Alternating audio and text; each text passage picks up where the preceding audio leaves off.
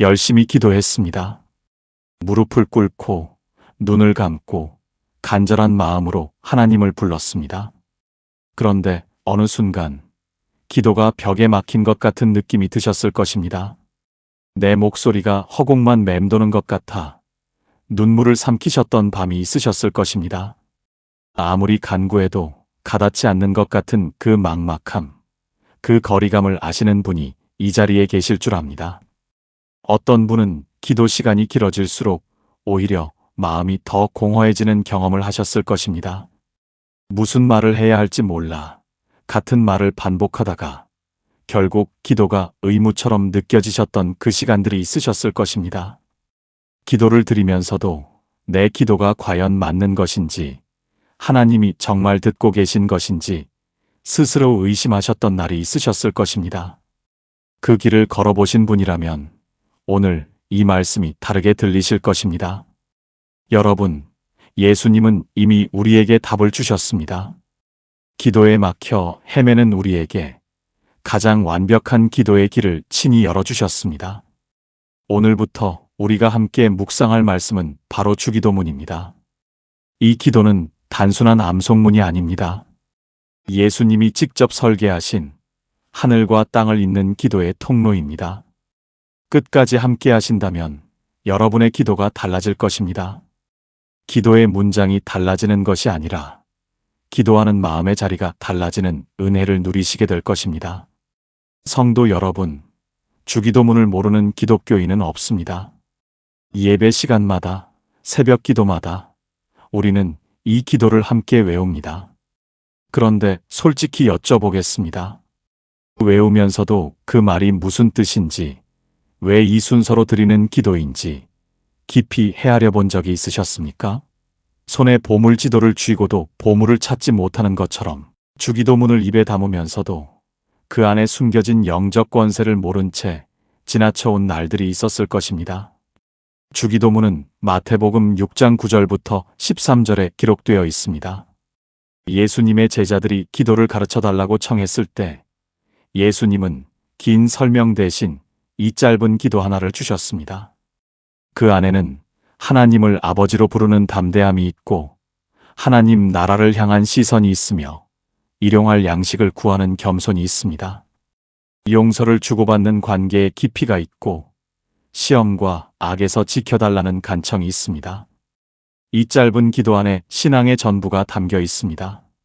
예수님이 이 기도를 가르쳐 주셨을 때 제자들의 마음이 어떠했을지 이 장면을 천천히 떠올려 보십시오. 평생 기도를 배워왔지만 어떻게 기도해야 하는지 몰라 막막했던 그들에게 예수님은 이렇게 기도하라 하고 직접 길을 열어주셨습니다. 그것이 바로 하나님의 마음이었습니다. 우리가 기도의 문 앞에서 헤매지 않도록 아버지 앞에 더 가까이 나아올 수 있도록 그 문을 손수 열어주신 것입니다.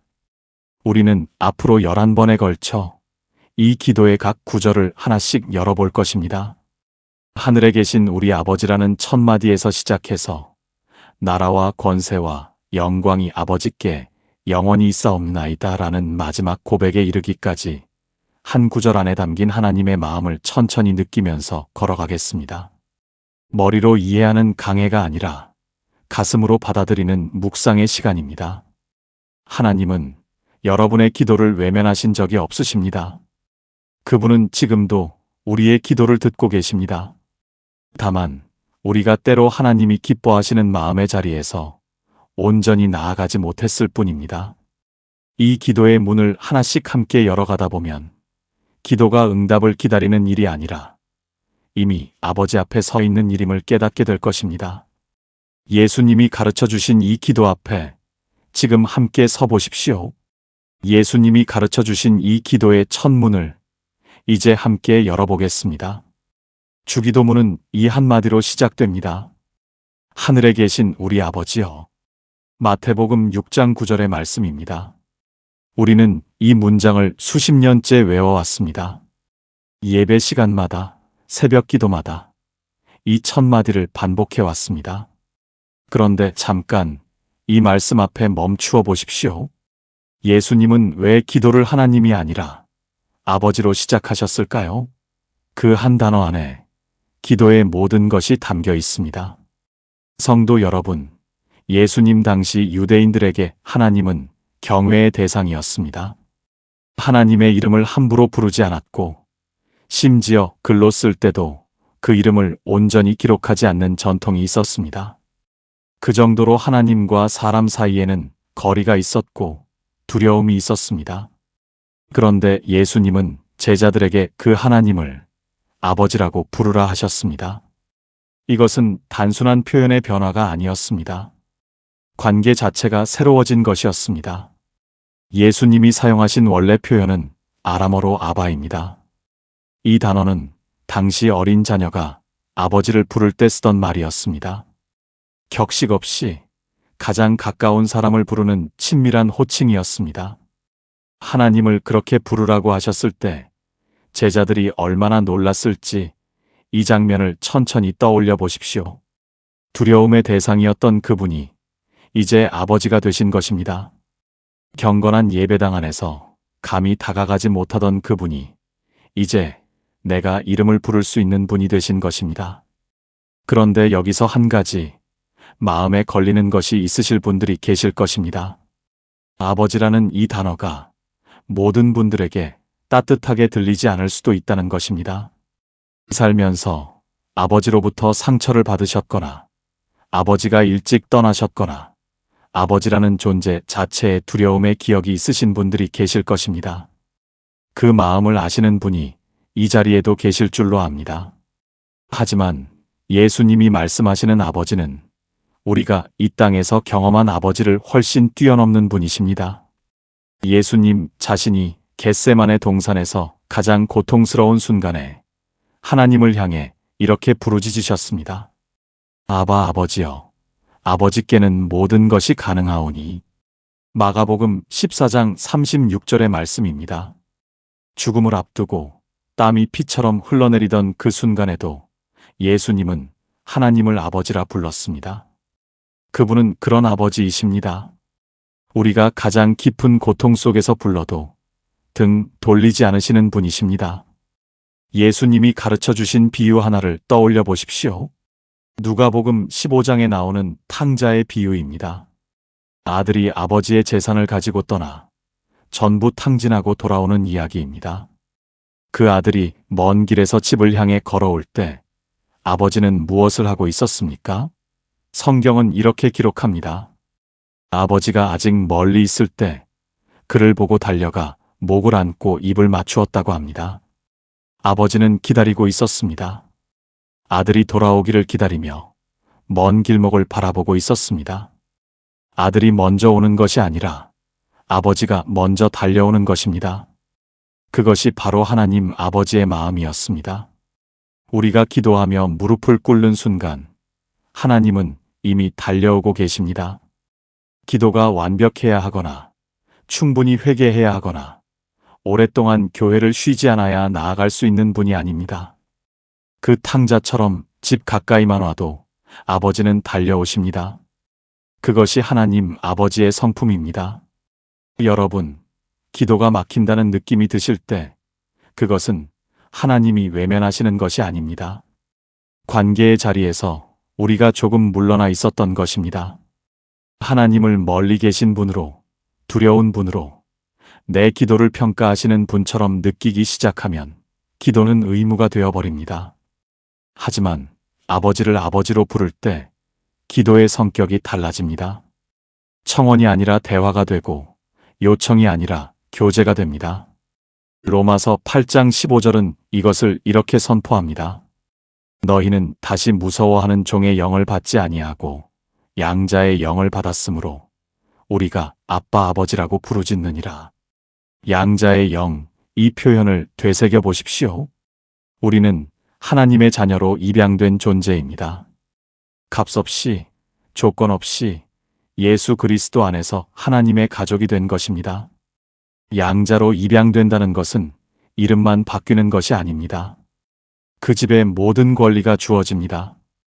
언제든 아버지 앞에 나아갈 수 있는 권리가 생깁니다. 이것은 자격으로 얻은 자리가 아니라 은혜로 받은 자리입니다. 그러면 하늘에 계신이라는 표현은 무엇을 의미할까요? 하나님이 멀리 계신다는 뜻이 아닙니다. 이것은 하나님의 주권과 능력을 가리키는 표현입니다. 하늘은 성경에서 하나님의 통치가 온전히 이루어지는 곳을 뜻합니다. 우리가 아버지라 부르는 그분은 동시에 온 우주를 다스리시는 분이라는 것입니다. 친밀하시면서도 전능하신 분, 가까이 계시면서도 가장 높은 곳에 계신 분이십니다. 성도 여러분, 이 두 가지가 함께 있어야 기도가 온전해집니다. 아버지라는 친밀함만 있고 경외가 없으면 기도가 가벼워집니다. 반대로 하늘에 계신 어미만 있고 친밀함이 없으면 기도가 무거워집니다. 예수님은 이 두 가지를 첫 마디에 함께 담아주셨습니다. 위대하시면서도 가까이 계신 분, 전능하시면서도 내 이름을 아시는 분이십니다. 이 균형 안에서 기도가 살아납니다. 또 하나, 이 기도에는 우리가 있습니다. 나의 아버지가 아니라 우리 아버지입니다. 예수님은 혼자 드리는 기도를 가르치신 것이 아닙니다. 한 아버지를 함께 부르는 공동체의 기도를 가르치셨습니다. 내 옆에 같은 무게를 안고 같은 아버지 앞에 무릎 꿇은 형제자매가 있다는 것입니다. 혼자라는 느낌이 드는 밤에도 우리는 혼자가 아닙니다.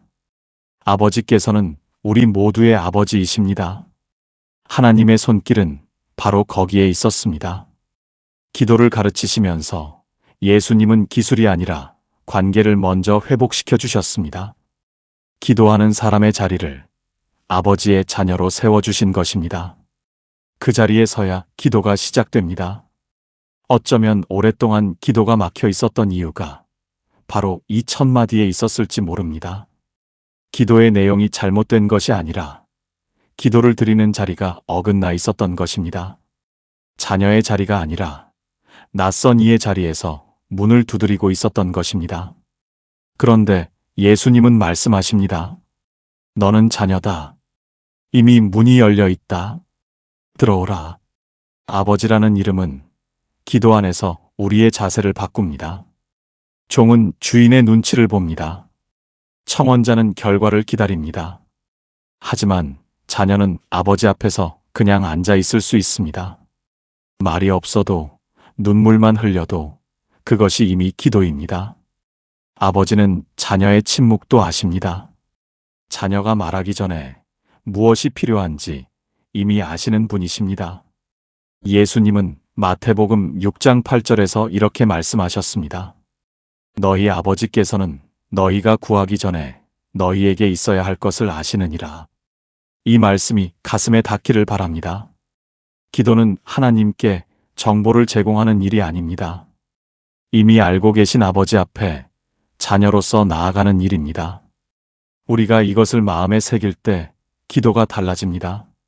무엇을 얼마나 말해야 할지 고민하는 것이 아니라 그냥 아버지 앞에 앉는 것에서 기도가 시작됩니다.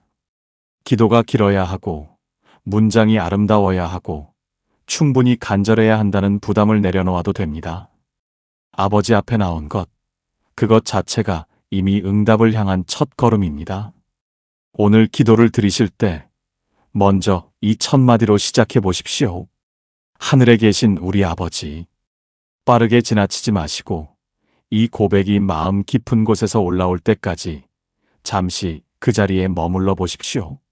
관계가 회복되는 곳에서 기도의 문이 열립니다. 관계가 회복된 자리에서 기도는 다음 문장으로 나아갑니다. 이름이 거룩히 여김을 받으시오며. 마태복음 6장 9절. 주기도문이 두 번째 고백입니다.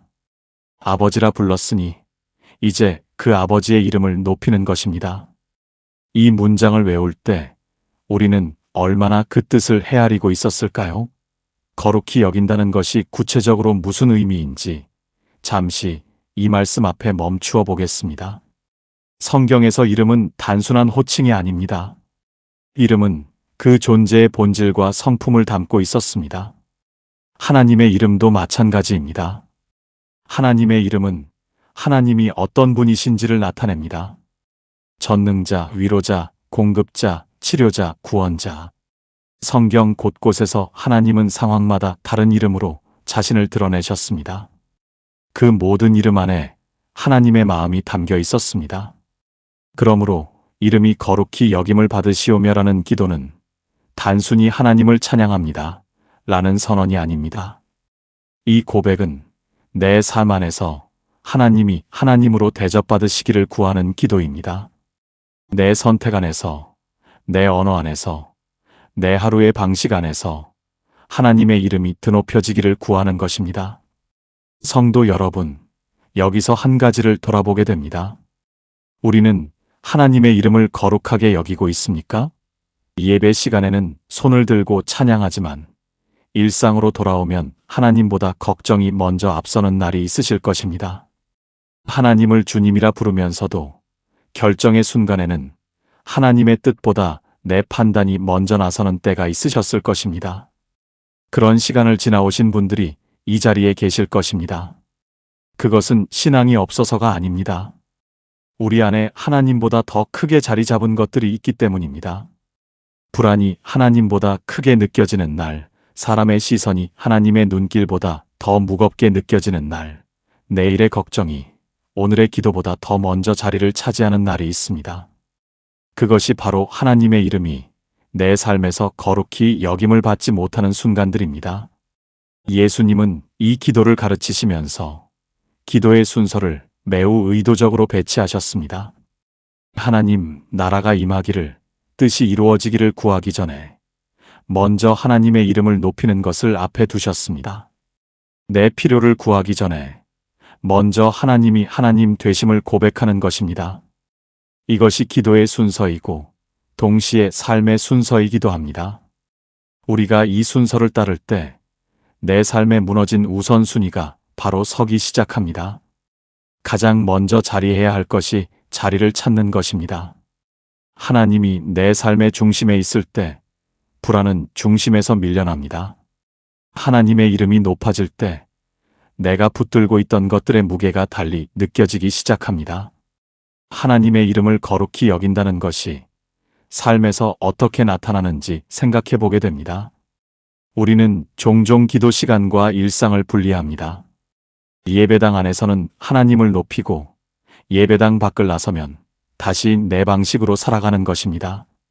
그 간격이 넓어질수록 기도와 삶 사이에 균열이 생깁니다. 기도는 드리는데 삶은 달라지지 않는 답답함이 생기는 것입니다. 그때의 마음이 지금 이 순간 떠오르시는 분도 계실 것입니다.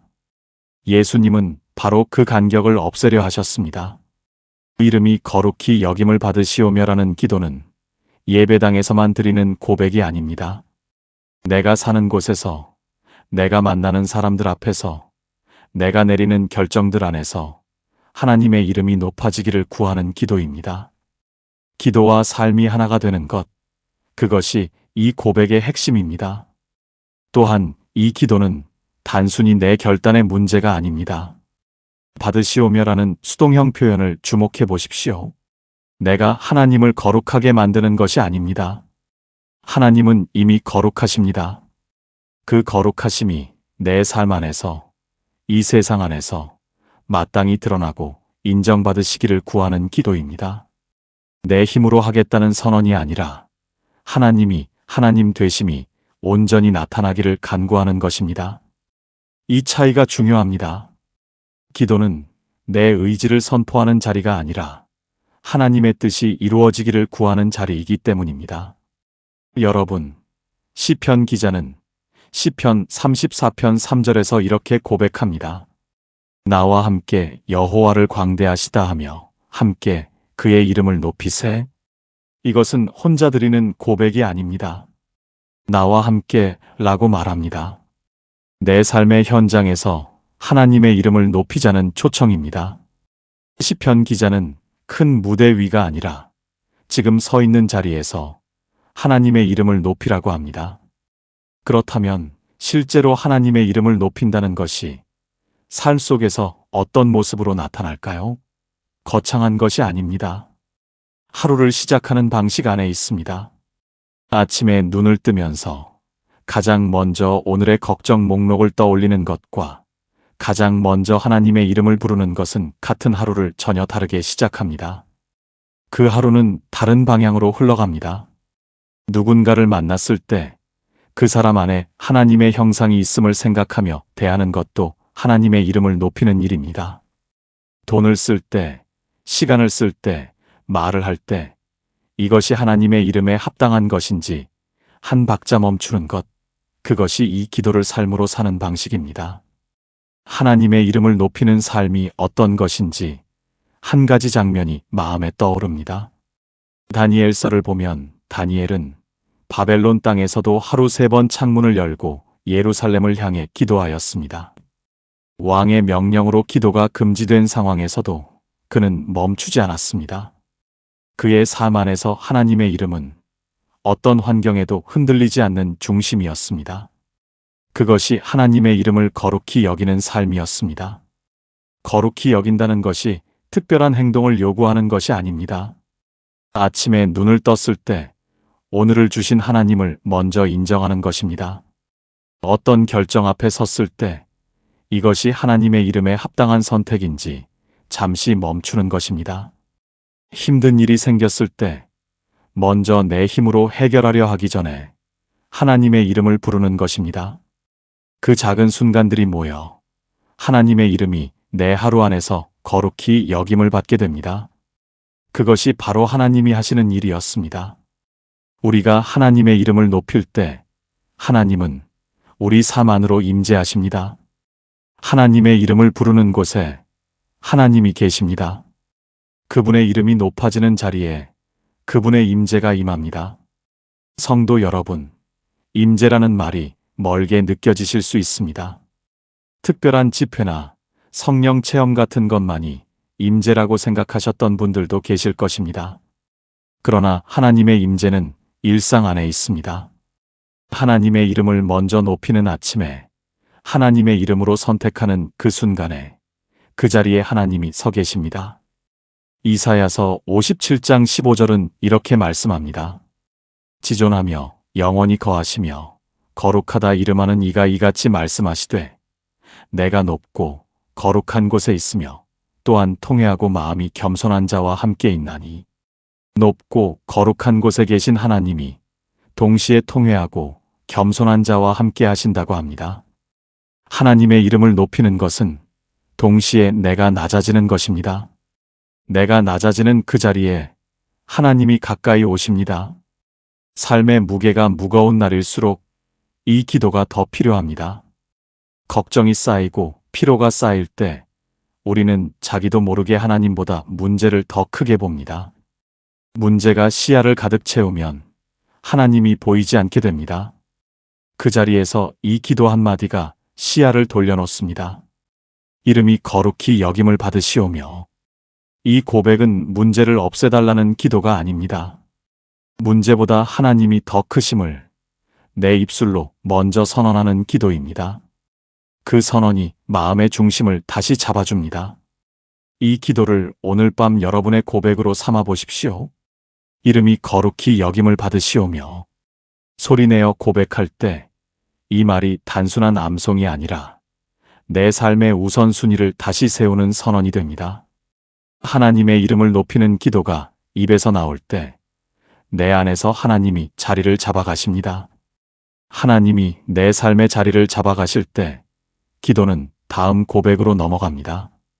나라가 임하옵시며. 마태복음 6장 10절의 말씀입니다. 이 짧은 5글자 안에 신앙의 핵심이 담겨 있습니다.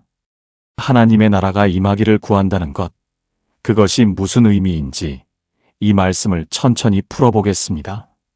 나라라는 단어는 영토를 뜻하기도 하지만 성경에서 하나님의 나라는 주로 하나님의 통치를 가리킵니다. 하나님이 왕으로 다스리시는 영역, 하나님의 뜻이 온전히 이루어지는 곳, 그것이 하나님의 나라입니다. 그러므로 나라가 임하옵시며라는 기도는 이 땅에서 그리고 내 삶 안에서 하나님이 왕으로 다스려 주시기를 구하는 간청입니다. 성도 여러분, 이 기도를 드리기 전에 한 가지를 솔직하게 돌아볼 필요가 있습니다. 지금 내 삶의 왕좌에 누가 앉아 있습니까? 하나님이 아닌 내가 왕 노릇하며 살아온 시간들이 있었을 것입니다. 내 뜻대로, 내 계획대로, 내 방식대로 삶을 꾸려왔는데 어느 순간 그 방식이 한계에 부딪히셨던 분들이 계실 것입니다. 열심히 살았는데 결과가 기대와 다르고 스스로 통제한다고 생각했는데 결국 통제되지 않는 것들이 너무 많다는 것을 느끼셨을 것입니다. 그 무게를 홀로 감당하셨던 날들이 있으셨을 것입니다. 그것이 바로 인간이 왕이 될 수 없는 이유입니다. 우리는 시작과 끝을 알지 못하고 마음을 알지 못하며 내일을 알지 못합니다. 왕의 자리는 그것을 알아야 감당할 수 있는 자리입니다. 그 자리에 인간이 앉으면 짐은 너무 무겁고 방향은 자꾸 흔들립니다. 하나님의 나라가 임한다는 것은 그 왕좌를 하나님께 돌려드리는 것입니다. 내가 내려오고 하나님이 올라가시는 것입니다. 이것은 포기가 아닙니다. 오히려 해방입니다. 내가 감당할 수 없는 자리에서 내려올 때 진짜 쉼이 찾아옵니다. 예수님은 요한복음 18장 36절에서 이렇게 말씀하셨습니다. 내 나라는 이 세상에 속한 것이 아니니라. 이 말씀은 하나님의 나라가 이 세상과 다른 원리로 작동한다는 것을 의미합니다. 세상 나라는 힘이 강한 자가 통치합니다. 경쟁에서 이긴 자가 올라갑니다. 그러나 하나님의 나라는 낮아지는 자가 높아지고 섬기는 자가 큰 자가 됩니다. 그 나라의 원리가 내 삶에 임할 때 내가 살아온 방식이 달라집니다. 여러분, 하나님의 나라가 임하기를 기도한다는 것은 단지 미래에 이루어질 천국을 기대하는 것이 아닙니다. 지금 이 자리에서 내 삶 안에서 하나님이 다스리시기를 구하는 것입니다. 예수님은 누가복음 17장 21절에서 이렇게 말씀하셨습니다. 하나님의 나라는 너희 안에 있느니라. 하나님의 나라는 저 먼 곳에만 있는 것이 아닙니다. 하나님을 왕으로 모시는 곳에 이미 그 나라가 임해 있는 것입니다. 하나님의 나라가 임하기를 구하는 이 기도에는 두 가지 차원이 함께 담겨 있습니다. 하나는 미래의 차원입니다. 예수님이 다시 오실 때 하나님의 나라가 이 땅에 완전히 임할 것입니다. 모든 불의가 사라지고 눈물이 없는 그 나라, 우리가 소망하는 그 나라입니다.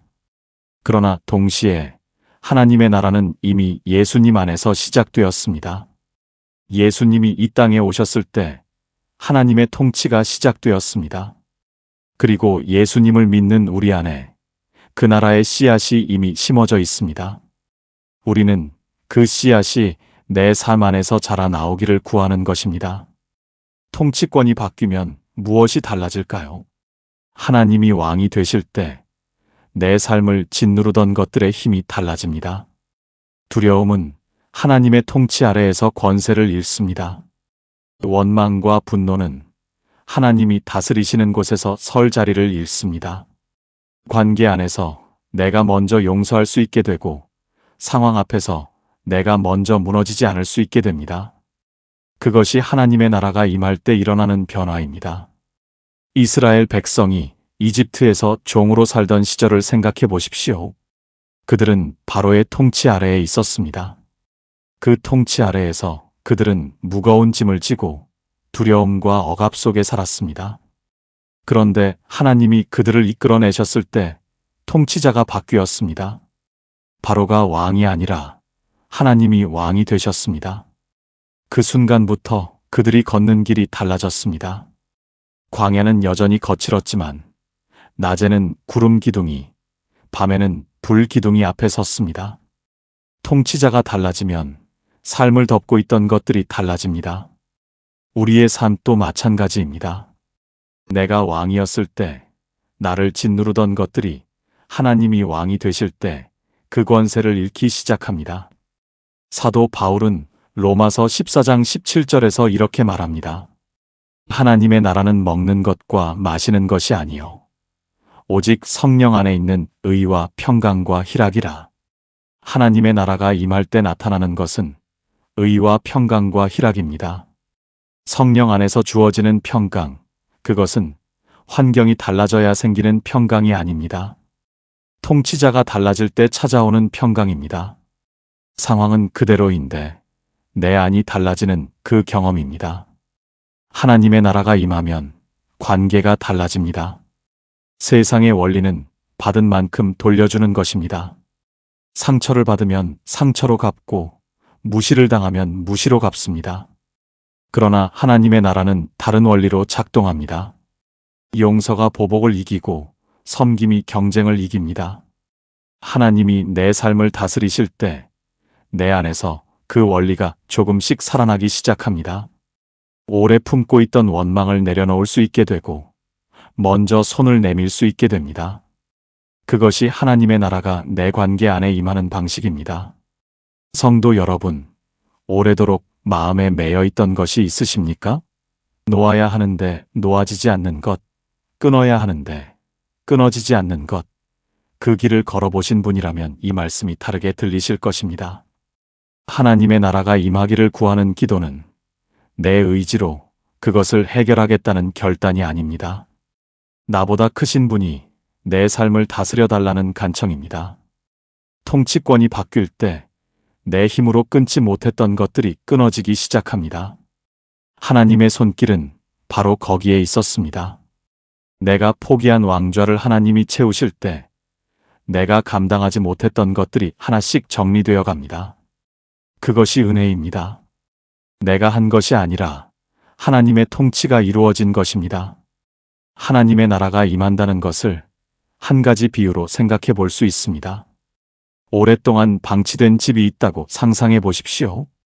새 주인이 들어오면 먼지가 쌓인 곳이 청소되고 무너진 곳이 고쳐지며 어두웠던 방에 빛이 들어오기 시작합니다.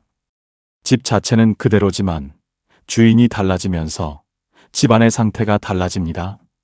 우리 삶도 그렇습니다. 하나님이 주인이 되실 때 내 안에 묵은 것들이 정리되기 시작합니다. 오래된 두려움, 굳어진 상처, 습관처럼 따라붙던 죄의 패턴들이 하나씩 다루어집니다. 그것이 하나님의 나라가 임할 때 일어나는 일입니다. 우리가 이 고백 앞에 서면 한 가지 솔직한 마음이 올라오기도 합니다.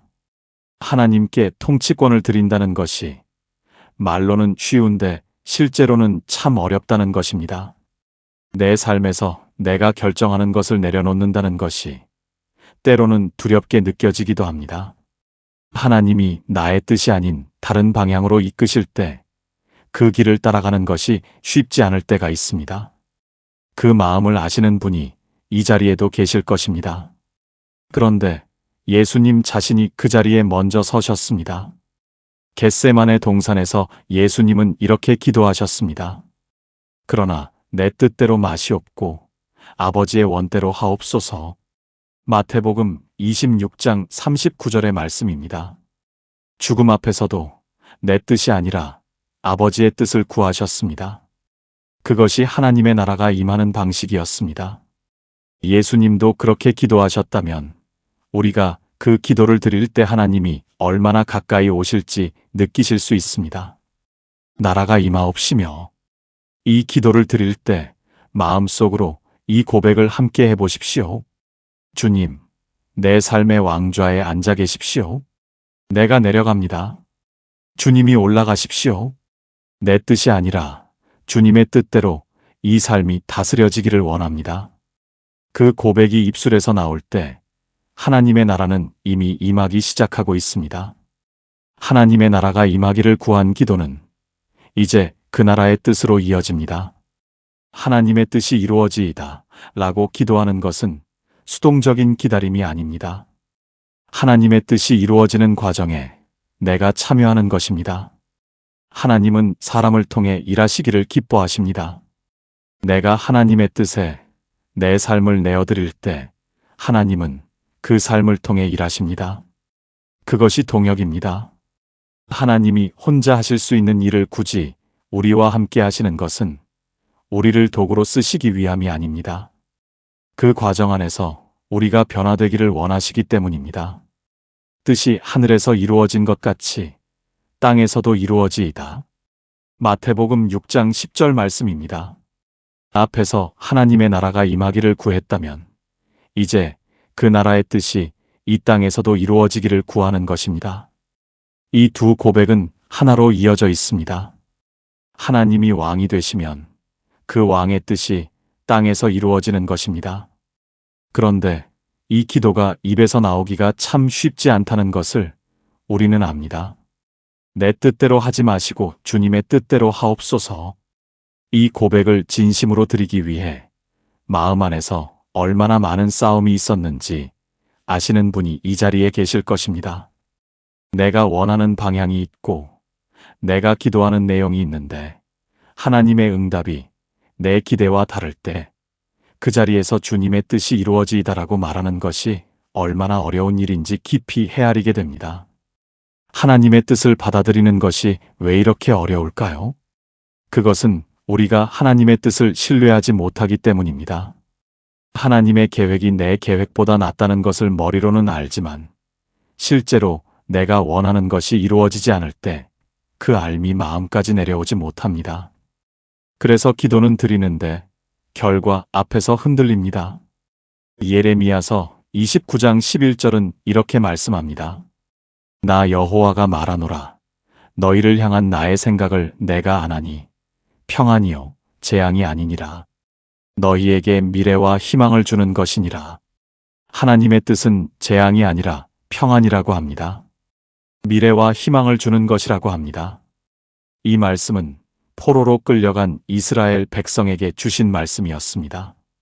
그들이 원하는 것은 바벨론에서 빨리 돌아오는 것이었지만 하나님의 계획은 그보다 더 넓고 깊은 것이었습니다. 그들의 눈에는 보이지 않는 계획이었습니다. 그런 순간들이 있습니다. 오래 기도한 것이 있는데 하나님의 응답이 아니오였던 때입니다. 간절히 원했던 일이 이루어지지 않았을 때, 열심히 노력했는데 문이 닫혔을 때 그 자리에서 주님의 뜻이 이루어지이다라고 말하는 것이 무슨 의미인지 가슴으로 물어보게 됩니다. 그것이 포기입니까? 아니면 믿음입니까? 이사야서 55장 8절과 9절에서 하나님은 이렇게 말씀하십니다.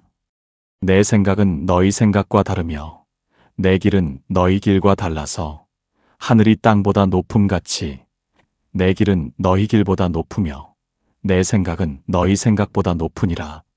하늘이 땅보다 높은 것처럼 하나님의 생각은 우리의 생각을 뛰어넘습니다. 이것은 우리의 생각이 틀렸다는 말이 아닙니다. 우리의 생각이 닿을 수 없는 높이에서 하나님이 보고 계신다는 것입니다. 내가 볼 수 없는 것들이 있고 내가 알 수 없는 것들이 있습니다. 그 자리를 하나님이 채우고 계십니다. 우리 삶도 그렇습니다. 내가 원하는 응답이 오지 않는 그 시간이 하나님의 더 큰 계획 안에 있을 때가 있습니다. 내가 지금 보는 것이 전부가 아닙니다. 하나님은 내가 볼 수 없는 곳까지 보고 계십니다. 그분의 뜻이 이루어지기를 구하는 것은 나보다 더 멀리 보시는 분의 안내를 신뢰하는 것입니다. 성도 여러분, 하늘에서 이루어진 것 같이라는 표현을 잠시 따라가 보십시오. 하늘에서 하나님의 뜻이 이루어지는 방식이 어떠할까요? 하늘에서는 지체함이 없습니다. 거역함도 없습니다. 완전한 순종 안에서 하나님의 뜻이 온전히 이루어집니다. 예수님은 그것이 땅에서도 이루어지기를 구하라고 하셨습니다. 내 삶 안에서도 그 완전한 신뢰와 순종의 방식으로 하나님의 뜻이 이루어지기를 구하는 것입니다. 여러분, 내 고집이 얼마나 강한지 돌아보게 되는 순간이 있습니다. 기도하면서도 이렇게 되어야 합니다. 이 방법이어야 합니다라고 하나님께 방향을 제시하고 있을 때가 있습니다. 그 기도는 하나님의 뜻을 구하는 기도가 아니라 내 뜻에 하나님의 동의를 구하는 기도입니다. 이 차이를 느끼실 수 있습니다. 내가 짜놓은 계획 안에 하나님을 끼워 넣으려 하는 것과 하나님의 계획 안에 내가 들어가는 것은 전혀 다른 방향입니다.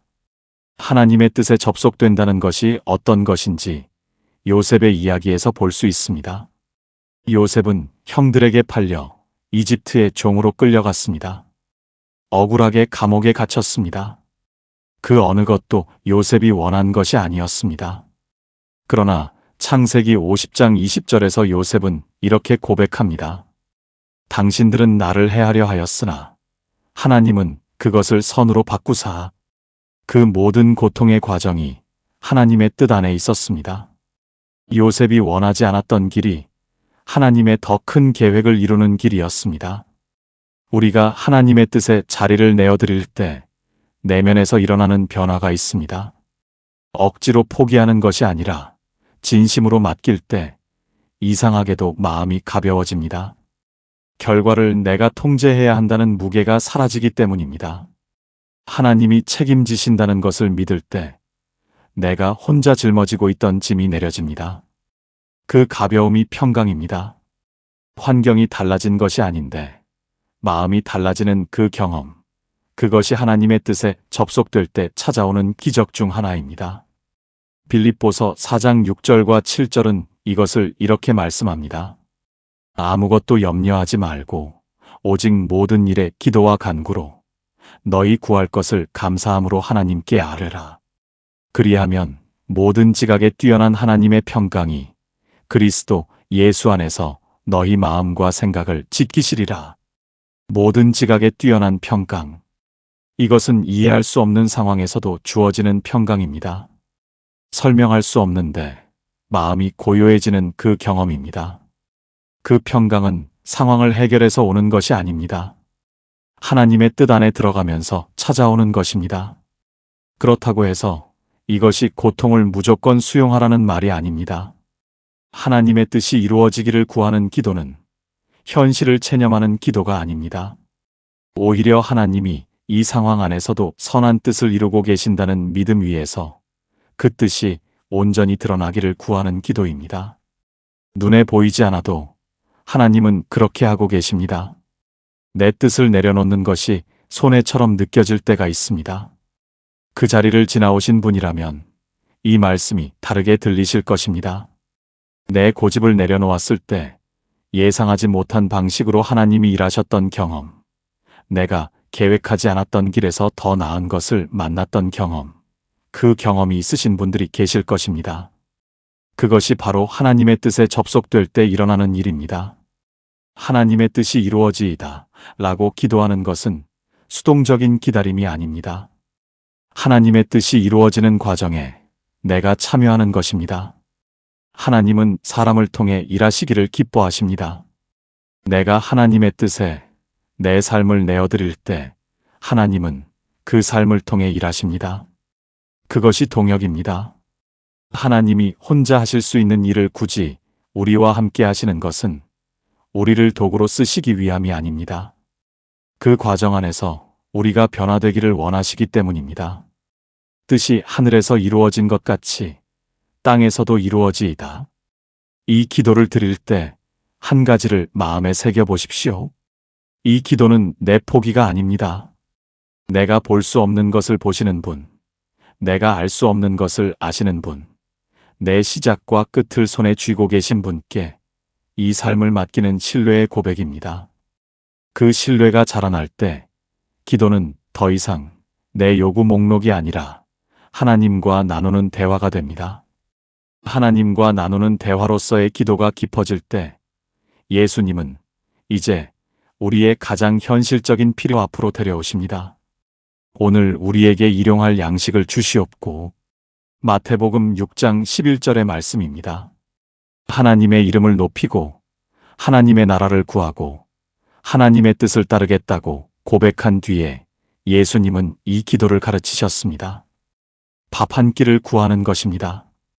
오늘 하루를 살아갈 양식을 구하는 것입니다.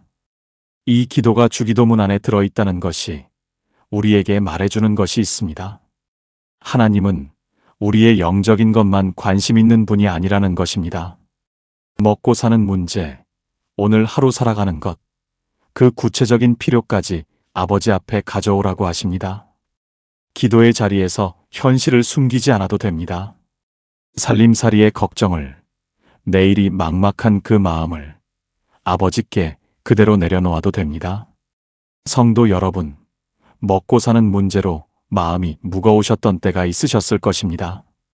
건강이 나빠지면서 수입이 줄었거나 자녀 문제로 지출이 늘었거나 예상치 못한 어려움이 찾아와서 앞날이 불안하셨던 분들이 계실 것입니다. 그 무게를 홀로 감당하시며 겉으로는 괜찮은 척 지내셨던 날들이 있으셨을 것입니다. 그런 마음으로 이 말씀을 들으신다면 이 기도가 오늘 더 가깝게 느껴지실 것입니다. 예수님은 일용하리라고 하셨습니다. 한 달치 양식도 1년치 창고도 아닙니다. 오늘 하루분입니다. 이것은 매일 하나님 앞에 나아오라는 초청이기도 합니다. 내일 것까지 미리 쌓아두려는 인간의 본능과 달리 하나님은 오늘을 하나님께 의탁하는 훈련을 가르치십니다. 이스라엘 백성이 광야에서 만나를 받을 때를 생각해 보십시오. 하나님은 매일 그날의 분량만 내려주셨습니다. 이틀치를 거두면 썩어버렸습니다. 안식일 전날만 이틀치를 주셨습니다. 그것은 단순한 음식 분배가 아니었습니다. 매일 하나님의 공급을 신뢰하는 믿음을 훈련시키신 것이었습니다. 하나님이 공급하신다는 것이 실제로 어떤 의미인지 조금 더 깊이 들어가 보겠습니다. 주시옵고라는 이 동사는 현재 시제로 되어 있습니다. 과거에 주셨다거나 나중에 주실 것이라는 말이 아닙니다. 지금, 오늘 주시고 계신다는 것입니다. 하나님의 공급은 한 번의 사건이 아니라 오늘도 흘러오고 있는 현재의 은혜입니다. 그 은혜가 때로는 눈에 잘 보이는 방식으로, 때로는 보이지 않는 방식으로 우리 삶에 흘러오고 있습니다. 우리 삶에도 그 훈련이 필요합니다. 우리는 내일 걱정, 모레 걱정을 오늘에 앞당겨 끌어옵니다. 아직 오지 않은 날의 무게를 오늘 지고 삽니다. 그래서 오늘이 무너집니다. 예수님은 이 기도를 통해 우리를 오늘 안으로 데려오십니다. 오늘 필요한 것을 오늘 구하십시오. 하나님이 오늘을 책임지십니다. 여러분, 예수님은 마태복음 6장 26절에서 이렇게 말씀하셨습니다. 공중의 새를 보라, 심지도 않고 거두지도 않고 창고에 모아들이지도 아니하되 너희 하늘 아버지께서 기르시나니 너희는 이것들보다 훨씬 귀하지 아니하냐? 공중의 새도 기르시는 분이 하나님의 자녀를 굶기시겠습니까? 이것이 하나님의 마음이었습니다. 새 한 마리도 그분의 눈에서 놓치지 않으시는 분이 여러분의 오늘 하루를 모르실 리 없습니다. 성도 여러분, 염려와 기도는 같은 방향을 향하고 있지 않습니다.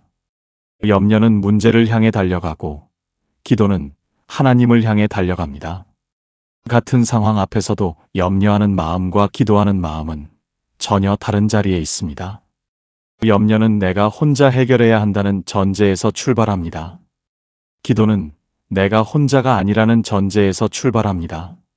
예수님이 일용할 양식을 구하는 기도를 가르치신 것은 먹을 것이 걱정될 때마다 염려 대신 기도의 자리로 오라는 초청이었습니다. 먹고 사는 문제가 어려운 분들만 이 기도를 드리는 것이 아닙니다. 물질적으로 풍족한 상황에서도 이 기도가 필요합니다. 풍요로울수록 오히려 하나님의 공급이 보이지 않게 됩니다. 내가 잘해서 이 정도 살고 있다는 생각이 들기 시작하면 감사가 줄어들고 마음이 딱딱해집니다. 일용할 양식을 구하는 기도는 풍요 속에서도 매일 하나님 앞에 서게 만드는 기도입니다. 내가 누리는 것이 내 것이 아니라 하나님이 주신 것임을 오늘도 고백하게 만드는 기도입니다. 일용할 양식을 구하는 기도는 단순히 먹을 것을 달라는 기도가 아닙니다. 이것은 청지기의 기도입니다. 내 삶의 공급자가 내가 아니라 하나님이심을 인정하는 고백입니다. 내가 버는 것, 내가 가진 것, 그 모든 것이 하나님의 손에서 흘러들어온 것이라는 신앙 고백입니다. 청지기는 주인이 맡겨주신 것으로 오늘을 살아갑니다. 내가 주인이 아니라는 것을 알기에 내일 것까지 빼앗아 쌓아두려 하지 않습니다. 주인이 내일도 채워주실 것을 믿기 때문입니다. 예수님은 우리가 구체적인 필요를 하나님 앞에 내놓는 것을 원하십니다. 막연하게 모든 것을 채워주세요가 아니라 오늘 이것이 필요합니다 라고 말하는 것입니다. 기도가 구체적일수록 하나님의 응답도 구체적으로 보이기 시작합니다. 막연한 기도는 응답이 와도 알아보지 못하게 만듭니다. 오늘의 양식을 구체적으로 구할 때 그 구체적인 방식으로 채워주시는 하나님의 손길을 발견하게 됩니다. 그 발견이 쌓여서 신뢰가 됩니다. 그 신뢰가 쌓여서 다음 어려움 앞에서 흔들리지 않는 믿음이 됩니다. 이 믿음을 갖는 것이 쉬운 일이 아닙니다. 특히 실제로 어려운 상황 안에 있을 때 믿음의 고백이 공허하게 느껴질 수 있습니다. 있는 것이 바닥나가는데 하나님이 채워주신다는 말이 위로가 되지 않을 때가 있습니다. 그런 시간을 지나오신 분들이 계실 것입니다. 그럼에도 불구하고 성경은 하나님의 신실하심을 증언합니다. 엘리야가 가뭄 중에 그릿 시냇가에 있을 때 하나님은 까마귀를 통해 음식을 보내셨습니다. 열왕기상 17장의 말씀입니다. 자연의 법칙을 뛰어넘어 하나님은 당신의 사람을 먹이셨습니다. 그것이 하나님이 하시는 일이었습니다. 방법을 알 수 없어도 하나님은 길을 여십니다. 또한 이 기도에는 우리에게라는 표현이 담겨 있습니다. 나에게만이 아니라 우리에게 주시옵고입니다. 이것은 나 혼자의 배부름만을 구하는 기도가 아닙니다. 나와 함께 오늘을 살아가는 이웃의 양식까지 함께 구하는 기도입니다. 하나님의 공급은 나 혼자가 독점하는 것이 아닙니다. 내 옆에도 오늘의 양식이 필요한 사람이 있고 하나님은 그들에게도 채워주시기를 원하십니다. 이 기도를 드리는 사람은 자연스럽게 내 이웃의 필요에도 마음이 열리게 됩니다. 그것이 하나님의 공급 안에서 함께 살아가는 방식입니다. 하나님의 신실하심은 성경 전체를 관통합니다. 광야 40년 동안 이스라엘 백성의 옷이 헤어지지 않았습니다. 신발이 닳지 않았습니다. 신명기 29장 5절의 말씀입니다. 그것은 작은 일이 아닙니다. 수십만 명이 40년 동안 먹고 입는 것을 하나님이 책임지셨다는 것입니다. 그 하나님이 오늘 우리의 하나님이십니다. 어제나 오늘이나 영원토록 동일하신 분이십니다. 그 신실하심 위에 오늘의 기도를 드리는 것입니다. 일용할 양식을 구하는 기도를 드릴 때 한 가지를 함께 고백해 보십시오. 오늘 나에게 있는 것이 하나님이 이미 채워주신 것임을 먼저 인정하는 것입니다. 감사가 먼저입니다. 없는 것을 구하기 전에 이미 주신 것을 헤아리는 것입니다. 그 감사 위에서 다시 오늘의 필요를 아버지 앞에 내놓을 때 기도는 불안에서 출발하는 것이 아니라 신뢰에서 출발하게 됩니다. 그 자리에서 드리는 기도는 하나님의 마음에 닿는 기도입니다. 그 자리에서 드리는 기도는 하나님의 마음에 닿는 기도입니다. 그리고 하나님은 그 기도에 응답하십니다. 매일의 필요를 매일 아버지 앞에 내려놓는 사람은 하나님의 응답을 매일 경험하게 됩니다.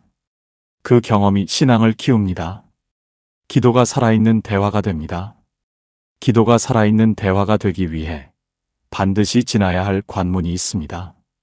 우리가 우리에게 죄 지은 자를 사하여 준 것 같이 우리 죄를 사하여 주옵시고. 마태복음 6장 12절의 말씀입니다. 주기도문은 여기서 잠시 멈춥니다. 아버지를 부르고 이름을 높이고 나라를 구하고 뜻을 따르고 양식을 구했는데 이제 죄의 문제 앞에 서게 됩니다. 이것이 기도의 흐름 안에서 자연스럽게 나오는 것은 하나님 앞에 가까이 갈수록 우리 안의 것들이 더 선명하게 보이기 때문입니다. 기도가 막힌다는 느낌 한 번쯤 경험하셨을 것입니다. 간절히 기도하는데 어딘가 통하지 않는 것 같고 하나님이 멀게 느껴지고 말은 나오는데 마음이 따라가지 않는 그 경험입니다. 그 원인이 여러 가지일 수 있지만 성경은 죄가 하나님과 우리 사이를 가로막는다고 말씀합니다. 이사야서 59장 2절에서 하나님은 이렇게 말씀하십니다. 오직 너희 죄악이 너희와 너희 하나님 사이를 갈라놓았고 너희 죄가 그의 얼굴을 가리어서 너희에게서 듣지 아니하시게 함이니라. 죄는 담을 쌓습니다. 그 담이 기도를 막습니다. 그런데 여기서 분명히 하고 싶은 것이 있습니다. 이것은 정죄의 말씀이 아닙니다. 하나님이 멀리 하셨다는 말이 아닙니다. 오히려 그 담을 허물 수 있다는 것, 그 길이 열려 있다는 것을 말씀하시는 것입니다. 예수님이 이 기도를 가르치실 때 죄사함을 기도 안에 넣어두신 것은 우리가 언제든 이 자리로 돌아올 수 있기 때문입니다. 죄사함은 한 번으로 끝나는 사건이 아니라 매일 하나님 앞에서 갱신되는 은혜입니다. 성도 여러분, 회개는 두려운 것이 아닙니다. 많은 분들이 회개를 자신의 죄를 낱낱이 고백해야 한다는 의무처럼 느끼실 수 있습니다. 하지만 회개의 본질은 방향을 돌리는 것입니다. 하나님에게서 멀어지던 마음이 다시 하나님을 향해 돌아서는 것입니다. 그 돌아섬 앞에서 아버지는 달려오십니다. 탕자가 돌아올 때 아버지가 달려나간 것처럼 하나님은 우리가 돌아서는 그 자리에서 기다리고 계십니다. 요한일서 1장 9절은 이렇게 말씀합니다. 만일 우리가 우리 죄를 자백하면 그는 미쁘시고 의로우사 우리 죄를 사하시며 우리를 모든 불의에서 깨끗하게 하실 것이요. 자백하면 사하신다고 합니다. 깨끗하게 하신다고 합니다. 조건이 하나뿐입니다. 자백입니다. 완벽한 뉘우침이 아니어도 됩니다. 충분한 눈물이 아니어도 됩니다. 하나님 앞에 솔직하게 내놓는 것, 그것이 자백입니다. 그 자리에서 하나님은 반드시 사하십니다. 미쁘시다는 것은 신실하시다는 뜻입니다. 하나님은 우리가 자백할 때 사하지 않으실 수 없습니다. 그것이 하나님의 성품이기 때문입니다. 죄사함의 은혜가 얼마나 깊은 것인지 우리는 때로 너무 가볍게 여기기도 합니다. 매번 같은 것을 고백하면서 과연 하나님이 용서하실까 의심이 드셨던 분들이 계실 것입니다. 같은 실수를 반복하면서 이제는 고백하기도 부끄럽다는 마음이 드셨던 분들도 계실 것입니다. 그 마음이 지금 이 순간 떠오르신다면 이 말씀이 오늘 다르게 들리시기를 바랍니다. 시편 103편 12절은 이렇게 고백합니다. 동이 서에서 먼 것 같이 우리의 죄과를 우리에게서 멀리 옮기셨으며 동과 서는 만나지 않습니다. 아무리 걸어도 동이 서가 될 수 없습니다. 하나님이 용서하신 죄는 그렇게 멀리 옮겨집니다. 또다시 꺼내지 않으십니다. 또다시 들이대지 않으십니다. 하나님이 용서하신 것을 하나님은 기억하지 않으십니다. 내가 계속 끌어안고 있는 죄책감은 이미 사하여진 것을 내가 놓아주지 못하고 있는 것입니다. 여러분, 오랫동안 마음의 짐처럼 얹혀 있는 것이 있으십니까? 이미 지나간 일인데 아직도 스스로 용서하지 못한 것, 하나님께 고백하기가 너무 부끄러워서 기도 안에서 피해온 것이 있으신 분들이 계실 것입니다. 그 무게를 들고 기도 자리에 나오면서도 그것만은 꺼내지 못했던 날들이 있으셨을 것입니다. 그 한마디가 나오지 않아서 기도가 늘 겉도는 것 같았던 경험을 하신 분들이 계실 것입니다. 하나님은 이미 다 아십니다. 그분께 숨길 수 있는 것은 없습니다. 그분이 모르시기 때문에 자백하는 것이 아닙니다. 이미 아시는 분 앞에 내가 그것을 인정하고 내려놓는 것입니다. 그 인정 안에서 은혜가 흘러옵니다. 자백 없이 회개 없이 하나님 앞에 서려 하면 마음 한쪽이 늘 닫혀 있습니다. 그 닫힌 부분이 기도를 막습니다. 자백이 그 문을 여는 열쇠입니다. 용서의 문제에서 한 가지를 더 나누겠습니다. 용서가 안 된다고 해서 자신을 정죄하지 마십시오. 용서는 한순간의 결단으로 완성되는 것이 아닐 때가 많습니다. 특히 깊은 상처일수록 용서는 시간을 두고 진행되는 과정입니다. 중요한 것은 용서하기로 방향을 잡는 것입니다. 오늘 완전히 용서되지 않아도 하나님께 저는 그 사람을 용서하고 싶습니다. 제 힘으로는 되지 않습니다. 도와주십시오라고 기도하는 것, 그것이 용서를 향한 첫 걸음입니다. 하나님은 그 방향을 보시고 도우십니다. 그런데 이 기도에는 한 가지 더 깊은 것이 담겨 있습니다. 우리가 우리에게 죄 지은 자를 사하여 준 것 같이라는 조건입니다. 내가 용서받기 위해서 내가 먼저 용서해야 한다는 것입니다. 이 부분이 많은 분들에게 걸립니다. 나에게 깊은 상처를 준 사람을 내가 어떻게 용서할 수 있느냐는 것입니다. 그 상처가 아직도 아픈데 입으로만 용서한다고 말하는 것이 진짜 용서냐는 것입니다. 여기서 예수님이 말씀하시는 용서는 그 사람이 잘못이 없다고 인정하는 것이 아닙니다. 그 상처가 없었던 것이 되는 것도 아닙니다. 용서는 그 사람에 대한 판결을 하나님께 넘기는 것입니다. 내가 심판자의 자리에서 내려오는 것입니다. 그 자리를 내려올 때 나를 묶고 있던 것이 풀립니다. 용서는 상대방을 위한 것이기도 하지만 결국 나를 자유하게 하는 것이기도 합니다. 하나님의 손길은 바로 거기에 있었습니다. 우리가 용서받고 또 용서하는 그 순환 안에서 하나님의 나라는 우리 관계 안으로 흘러들어옵니다. 죄의 담이 허물어지고 원망의 벽이 무너질 때 기도가 뚫립니다. 막혔던 통로가 열립니다. 그 자리에서 드리는 기도는 더 이상 천장에 막히지 않습니다. 죄 사함을 구하는 기도가 기도 생활에서 어떤 역할을 하는지 한 가지 비유로 생각해 보십시오. 오래된 파이프에 녹이 쌓이면 물이 흐르지 못합니다. 물이 있어도 막혀서 나오지 않습니다. 그 파이프를 청소해야 물이 다시 흐릅니다. 기도가 막히는 것도 그렇습니다. 하나님의 은혜는 언제나 흐르고 있습니다. 그런데 우리 안에 쌓인 것들이 그 통로를 막습니다. 죄사함의 기도는 그 통로를 청소하는 시간입니다. 이 기도를 드릴 때 막혔던 것이 뚫리고 하나님의 은혜가 다시 흐르기 시작합니다. 죄사함의 기도를 드린 뒤에 마음이 어떻게 달라지는지 느껴보십시오. 짓눌리는 것이 가벼워지고 막혔던 것이 조금씩 열리는 경험을 하게 됩니다. 그것이 영적 정화가 일어나는 방식입니다. 극적인 변화가 아닐 수 있습니다. 조용하고 내밀한 변화입니다. 그러나 그 변화는 진짜입니다. 하나님이 하시는 일이기 때문입니다. 죄의 담이 허물어지면 하나님과 나 사이의 통로가 다시 열립니다. 기도가 다시 살아납니다.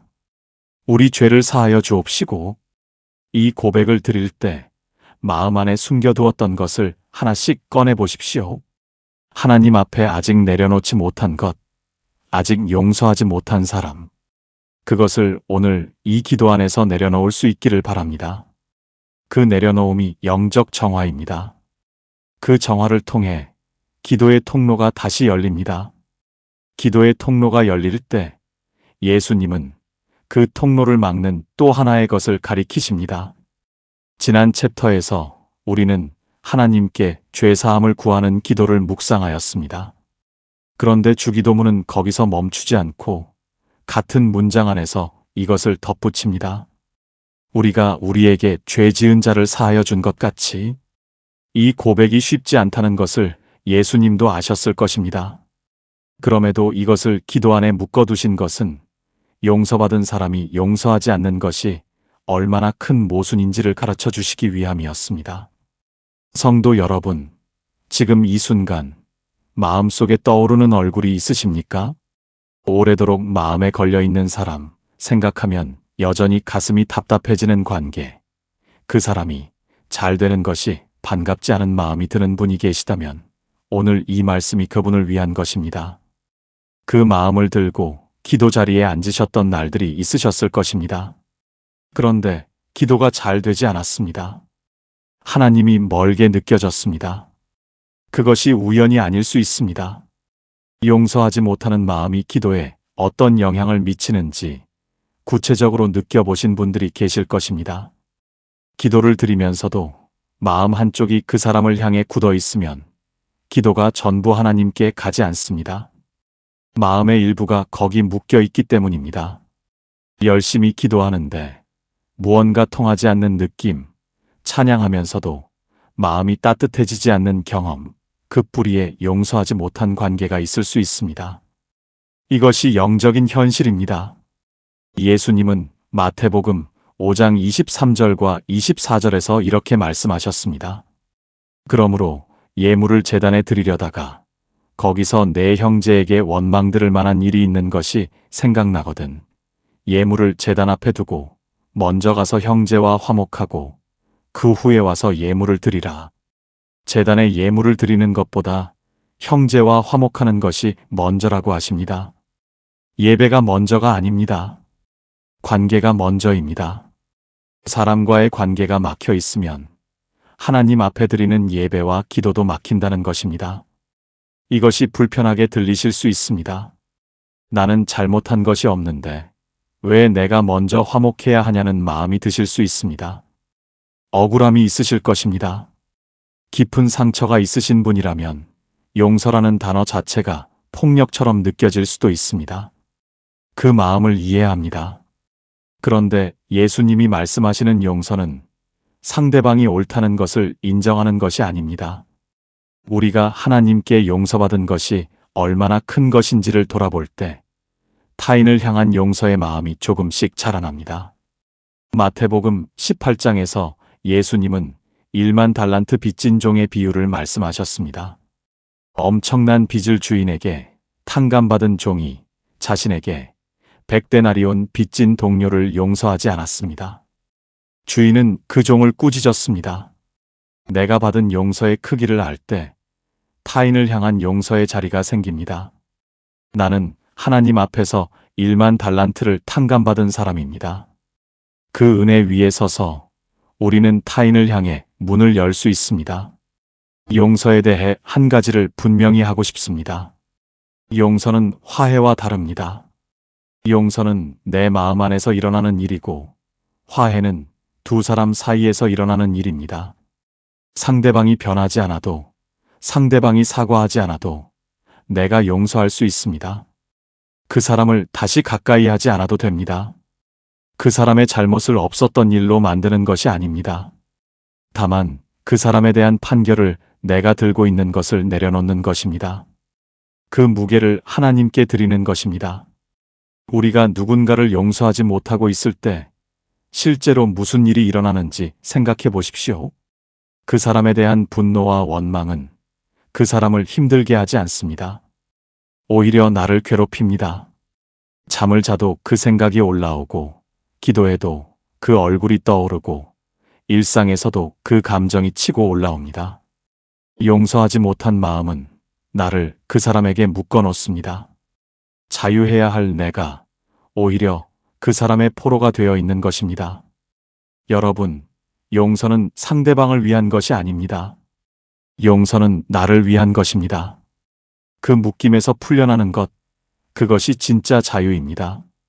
예수님이 우리에게 용서하라고 하신 것은 우리를 힘들게 하려는 것이 아니었습니다. 그 자리에 하나님이 서 계셨습니다. 우리가 그 무게를 내려놓기를, 자유해지기를 바라셨습니다. 용서를 가로막는 또 하나의 생각이 있습니다. 내가 용서하면 그 사람이 잘못을 면제받는 것이 아니냐는 생각입니다. 억울하게 당한 것이 있는데 내가 용서해버리면 그 일이 그냥 넘어가는 것이 아니냐는 것입니다. 그런데 이 장면을 떠올려 보십시오. 내가 용서한다고 해서 하나님의 공의가 없어지는 것이 아닙니다. 모든 일은 하나님 앞에 있습니다. 하나님은 의로우십니다.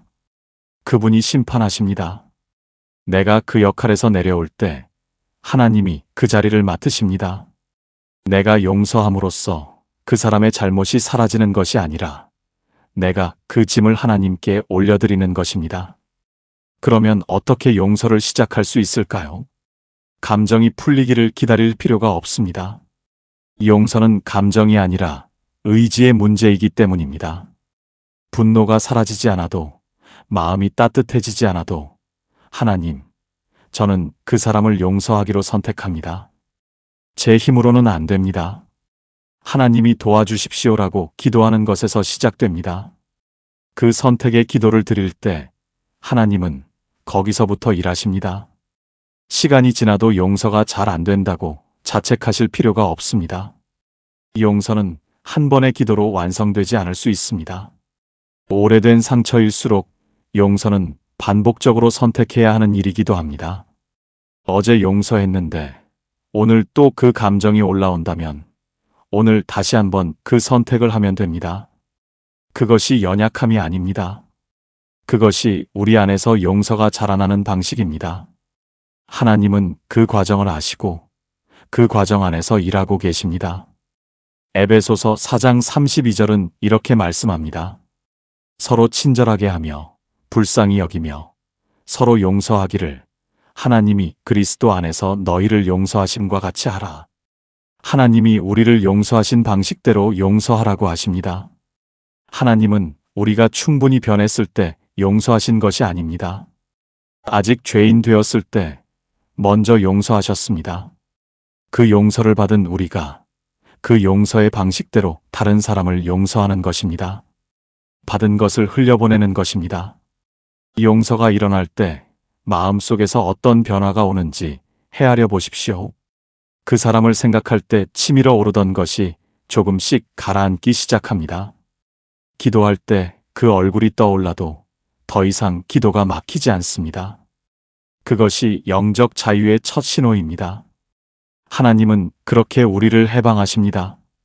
용서가 자라날 때 관계만 치유되는 것이 아닙니다. 내 안에서 무언가가 풀립니다. 오랫동안 굳어있던 것이 부드러워지기 시작합니다. 기도가 달라집니다. 하나님을 향한 마음이 더 열립니다. 그것이 용서의 열매입니다. 타인을 향한 담이 허물어지는 그 자리에 하나님과 나 사이의 통로도 함께 열립니다. 예수님이 용서를 기도 안에 넣어두신 이유가 거기 있었습니다. 우리가 이 고백 앞에 솔직하게 설 때 하나님은 우리의 연약함을 아십니다. 완전히 용서된 마음이 아니어도 용서하기를 원하는 마음을 가지고 나아오면 됩니다. 하나님은 그 방향을 보고 일하십니다. 이 기도를 드리는 것이 이 챕터에서 가장 중요한 적용입니다. 지금 마음에 걸리는 사람의 이름을 떠올려 보십시오. 그 사람에 대해 하나님께 솔직하게 말씀드려 보십시오. 억울함도 분노도 그 모든 것을 그대로 가져오십시오. 그리고 마지막에 이 한마디를 더하십시오. 주님, 그래도 저는 이 사람을 하나님께 맡깁니다. 그 고백이 나올 때 오래 묵었던 담이 조금씩 무너지기 시작합니다. 그 빈자리에 하나님의 평강이 흘러들어옵니다. 하나님의 평강이 흘러들어오는 그 자리에서 기도는 이제 또 다른 간청으로 나아갑니다. 우리를 시험에 들게 하지 마옵시고. 마태복음 6장 13절의 말씀입니다. 주기도문이 여기까지 왔을 때 우리는 이미 많은 것을 구하였습니다. 관계를 회복하고 뜻을 따르고 양식을 구하고 죄사함을 받았습니다. 그런데 예수님은 기도를 마치기 전에 이 간청을 넣어두셨습니다. 시험에 들게 하지 말아달라는 것입니다. 이것은 신앙생활이 끝이 없는 싸움이라는 것을 예수님이 아셨기 때문입니다. 성도 여러분, 믿음의 길을 걷다가 예상치 못한 곳에서 흔들리셨던 경험이 있으십니까? 기도도 하고 말씀도 읽고 교회도 빠지지 않았는데 어느 순간 마음이 세상 쪽으로 기울어지는 것을 느끼셨던 분들이 계실 것입니다. 열심히 신앙생활을 했는데 어느 날 갑자기 무너진 것 같은 경험, 작은 일에 크게 실망하고 냉소가 자라나기 시작하던 그 시간들이 있으셨을 것입니다. 그 길을 걸어보신 분이라면 이 기도가 왜 필요한지 마음으로 아실 것입니다. 여기서 먼저 한 가지를 짚어야 합니다. 시험에 들게 하지 마옵시고라는 표현이 하나님이 우리를 시험하신다는 뜻이 아닙니다. 야고보서 1장 13절은 이렇게 말씀합니다. 사람이 시험을 받을 때에 내가 하나님께 시험을 받는다 하지 말지니 하나님은 악에게 시험을 받지도 아니하시고 친히 아무도 시험하지 아니하시느니라. 하나님은 우리를 넘어뜨리려는 시험을 보내지 않으십니다. 이 기도는 우리가 시험의 자리에 빠져들지 않도록 하나님이 붙들어 주시기를 구하는 기도입니다. 시험이란 무엇입니까? 히브리어와 헬라어에서 시험은 두 가지 의미를 가집니다. 하나는 연단, 즉 믿음을 자라게 하는 시련이고 다른 하나는 유혹, 즉 우리를 넘어뜨리려는 올무입니다. 예수님이 이 기도에서 말씀하신 것은 후자에 가깝습니다. 우리를 하나님에게서 멀어지게 만드는 유혹, 우리의 믿음을 흔들려는 시험 앞에서 하나님이 우리를 지켜주시기를 구하는 것입니다. 유혹은 처음부터 우리가 넘어지게 만들지 않습니다. 처음에는 작습니다. 아주 조금 더 편한 방향, 아주 조금 더 내 기분을 좋게 하는 선택, 아주 조금 더 하나님보다 내가 원하는 것에 가까운 길을 보여줍니다. 그 작은 한 걸음이 쌓이면 어느 순간 처음 서 있던 자리에서 멀리 떨어져 있는 자신을 발견하게 됩니다. 한 번의 큰 결정이 아니라 아주 작은 방향의 차이가 오랜 시간을 두고 결국 전혀 다른 곳으로 데려가는 것입니다. 유혹이 어떻게 작동하는지 조금 더 들어가 보겠습니다. 유혹은 우리의 약한 곳을 알고 찾아옵니다. 외로움이 깊은 사람에게는 외로움을 파고듭니다. 인정받고 싶은 마음이 강한 사람에게는 그 욕구를 자극합니다. 경제적으로 불안한 사람에게는 그 불안을 이용합니다. 그렇기 때문에 유혹 앞에서 나는 강하니까 괜찮다는 자신감이 오히려 위험합니다. 사도 바울도 고린도전서 10장 12절에서 이렇게 경고합니다. 그런즉 선줄로 생각하는 자는 넘어질까 조심하라. 내가 단단하다고 생각하는 바로 그 자리가 유혹의 가장 취약한 자리일 수 있습니다. 여러분, 예수님도 시험을 받으셨습니다. 광야에서 40일을 금식하신 후 사탄이 찾아왔습니다. 마태복음 4장에 기록된 것처럼 그 시험은 매우 정교했습니다. 돌을 빵으로 만들라는 유혹은 배고픔이라는 아주 실제적인 필요를 겨냥했습니다. 높은 곳에서 뛰어내리라는 유혹은 하나님의 보호를 시험해 보라는 것이었습니다. 세상 모든 나라를 주겠다는 유혹은 목적을 이루기 위해 수단을 타협하라는 것이었습니다. 예수님은 그 모든 자리에서 말씀으로 응답하셨습니다. 유혹 앞에서 인간이 어떻게 서야 하는지를 예수님이 직접 보여주신 것입니다. 시험에 들게 하지 말아달라는 기도는 영적 방어막을 세우는 기도입니다.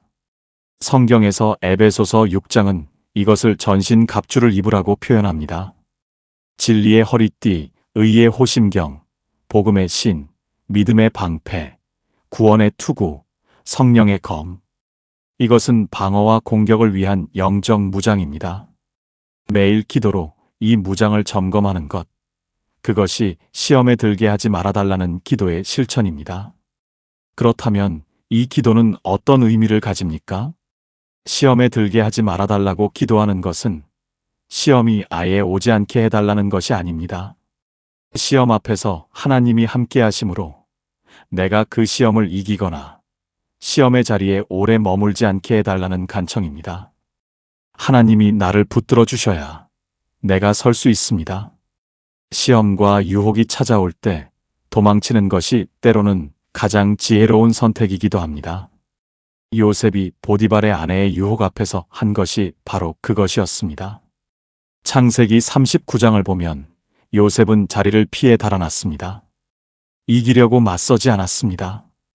그 상황에서 버티면 질 것을 알았기 때문입니다.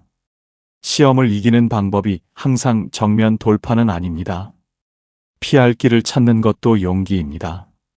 하나님이 내신 피할 길을 택하는 것이 믿음입니다. 고린도전서 10장 13절은 이 은혜를 이렇게 말씀합니다. 그 사람이 감당할 시험 밖에는 너희가 당한 것이 없나니 오직 하나님은 미쁘사 너희가 감당하지 못할 시험당함을 허락하지 아니하시고 시험당할 즈음에 또한 피할 길을 내사 너희로 능히 감당하게 하시느니라. 하나님은 우리가 감당할 수 있는 것만 허락하시고 반드시 피할 길을 내신다고 합니다. 이것이 하나님의 약속입니다. 시험 앞에서 우리가 혼자가 아니라는 것, 하나님이 그 자리에 이미 피할 길을 만들어 두셨다는 것입니다. 이 기도를 드리면서 동시에 스스로 시험의 자리에 가까이 가지 않으려는 노력이 함께 해야 합니다. 기도는 하나님의 보호를 구하는 것이지 내가 아무렇게나 살아도 하나님이 다 지켜주신다는 것이 아닙니다. 마치 자녀가 위험한 곳에 가지 않는 것과 부모가 지켜주는 것이 함께하는 것처럼 우리의 조심과 하나님의 보호가 함께할 때 그 방어막이 온전해집니다. 영적 침체가 찾아올 때 그것은 우리가 약해서만이 아닙니다. 신앙의 길을 걷는 모든 사람이 지나가는 시간입니다. 기도가 잘 안 되고 말씀이 마음에 와닿지 않고 예배에 나가도 무언가 공허한 그 시간입니다. 그 자리에서 포기하지 않는 것이 신앙입니다. 감정이 사라졌을 때도 기도하는 것, 마음이 메마를 때도 하나님 앞에 나오는 것, 그 자리를 지키는 것이 시험을 이기는 방식입니다. 하나님이 우리를 지키신다는 것이 어떤 모습인지 한 장면을 떠올려 보십시오. 엘리사와 그의 사환이 도단성에서 적군에 둘러싸였을 때 사환은 두려워 떨었습니다. 그때 엘리사는 기도했습니다. 열왕기하 6장 17절에서 엘리사가 기도하자 사환의 눈이 열리고 불말과 불병거가 산에 가득한 것을 보았습니다. 하나님의 군대가 이미 거기 있었습니다. 우리가 보지 못할 뿐 하나님의 보호는 이미 그 자리에 있었습니다. 우리가 시험에 들게 하지 말아달라고 기도할 때 하나님은 우리가 보지 못하는 방식으로 이미 지키고 계십니다. 매일 이 기도를 드리는 것이 영적 면역력을 기르는 것과 같습니다. 면역력이 강한 몸은 바이러스를 만나도 쉽게 쓰러지지 않습니다. 마찬가지로 매일 기도로 하나님 앞에 서는 사람은 유혹을 만나도 더 빨리 알아차리고 더 빨리 방향을 돌릴 수 있습니다. 시험에 들게 하지 말아달라는 기도가 쌓일수록 영적 감각이 살아납니다.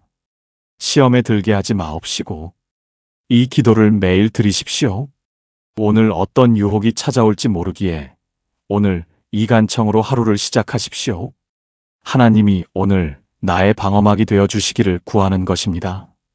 그 기도가 올라갈 때 하나님은 그렇게 하고 계십니다. 우리가 보지 못하는 곳에서 이미 지키고 계십니다. 우리가 보지 못하는 곳에서 지키시는 하나님이 이제 기도의 마지막 간청 앞으로 우리를 데려오십니다. 다만 악에서 구하옵소서. 마태복음 6장 13절의 말씀입니다. 시험에 들게 하지 말아달라는 간청에 이어 예수님은 이 한마디를 더 붙이셨습니다. 다만 악에서 구하옵소서. 짧지만 강력한 선포입니다. 이 기도 안에는 우리 삶을 억누르는 모든 악한 세력에 맞서는 영적 권세가 담겨 있습니다.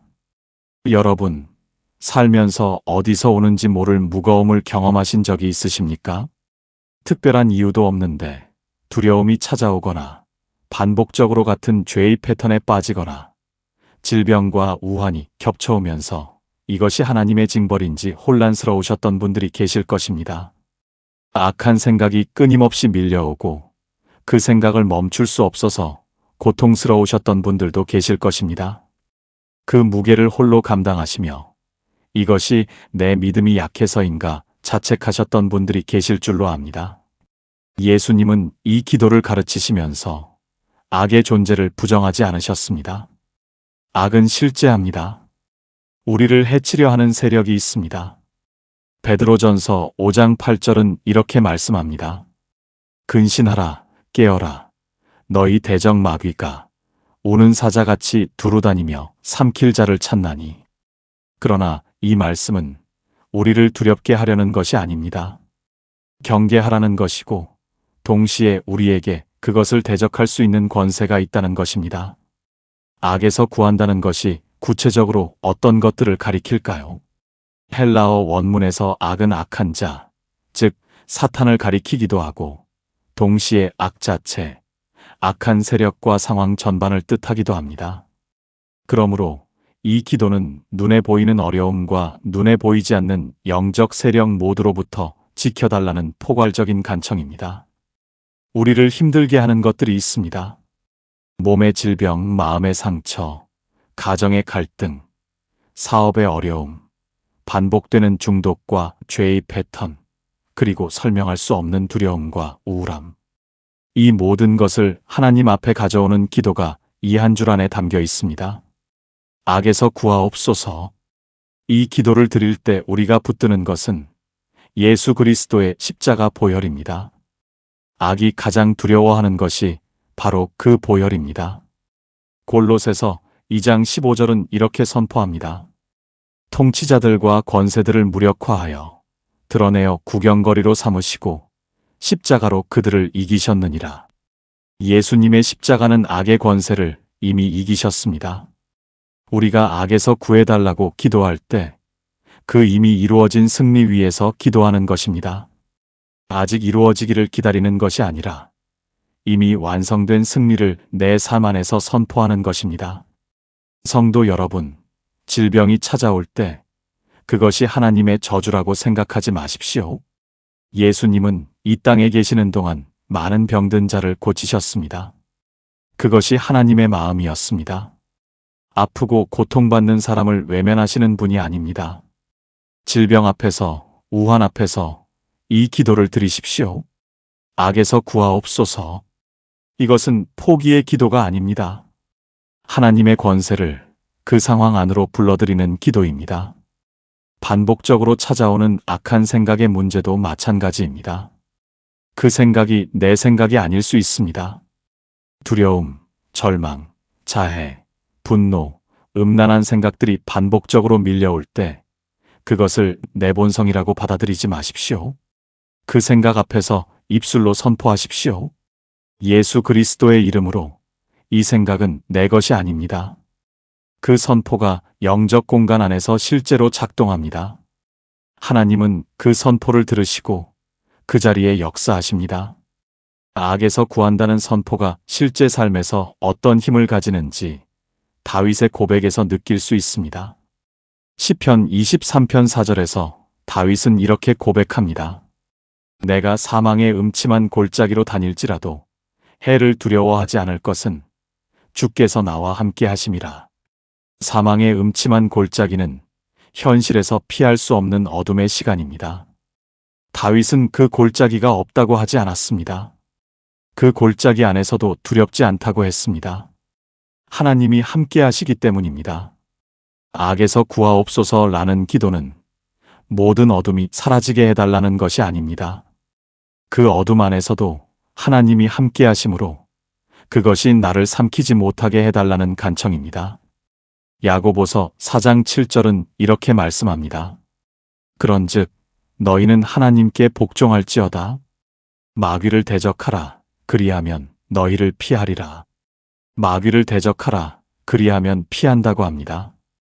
피하는 것이 마귀이지 우리가 아닙니다. 하나님께 복종하면서 악을 대적하는 것, 그것이 악에서 구하옵소서 라는 기도를 드리는 사람의 자세입니다. 악에서 구하옵소서 라는 이 기도를 드리는 것이 두려움에서 출발해서는 안 됩니다. 이 기도는 승리의 자리에서 드리는 선포입니다. 예수님의 십자가가 악의 머리를 이미 밟으셨습니다. 우리는 지는 싸움을 싸우는 것이 아닙니다. 이미 이겨진 싸움 안에서 그 승리를 내 삶에 적용해 달라고 구하는 것입니다. 그 차이가 기도의 온도를 바꿉니다. 두려움에서 나오는 기도와 믿음에서 나오는 기도는 같은 말을 하지만 전혀 다른 자리에서 드려집니다. 그런데 이 기도가 효과가 없다고 느껴질 때가 있습니다. 기도를 드려도 상황이 달라지지 않고 여전히 고통이 계속될 때입니다. 그때 이 장면을 마음에 새겨보십시오. 예수님이 겟세마네에서 기도하실 때 천사가 나타나 힘을 더하였다고 누가복음 22장 43절은 기록합니다. 기도가 응답이 없는 것처럼 보여도 하나님은 그 자리에 이미 천사를 보내셨습니다. 보이지 않는 방식으로 힘을 더하고 계십니다. 우리가 느끼지 못할 때도 하나님은 일하고 계십니다. 악에서 구하옵소서. 이 기도를 드릴 때 우리는 혼자가 아닙니다. 하나님이 우리 편이십니다. 로마서 8장 31절은 이것을 단호하게 선포합니다. 만일 하나님이 우리를 위하시면 누가 우리를 대적하리요? 악이 아무리 강해도 하나님보다 강하지 않습니다. 우환이 아무리 깊어도 하나님의 손이 닿지 않는 곳이 없습니다. 그 하나님이 오늘 우리와 함께 하십니다. 우리가 날마다 이 기도를 드린다는 것은 날마다 하나님의 보호 아래 머무는 것입니다. 하루를 시작할 때 오늘 하루 악에서 지켜달라고 기도하십시오. 그 기도가 하루의 영적 울타리를 세웁니다.